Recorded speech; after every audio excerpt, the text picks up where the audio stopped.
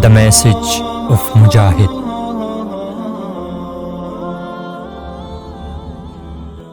We are the followers of the Prophet whose greatest desire in life was martyrdom. A force whose greatest desire in life is martyrdom will never be defeated or humiliated. Our way is the continuation of the path of the unique Quranic generation.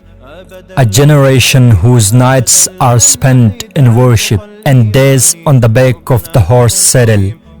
Belief in Allah has created a unique courage in our heads and has made us hold our heads and necks high.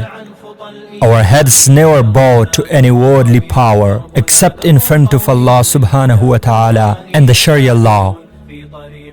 Belief in the hereafter and longing for heaven has made our eyes and heads heedless to the fleeting manifestations and beauties of this world.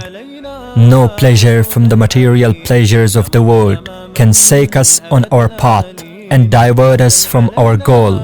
We do not consider serving people a burden or us, rather we consider it as an act of worship, and in our struggle against disturbance, assault and violation, we have no other goal except for gaining the pleasure of Allah subhanahu wa ta'ala.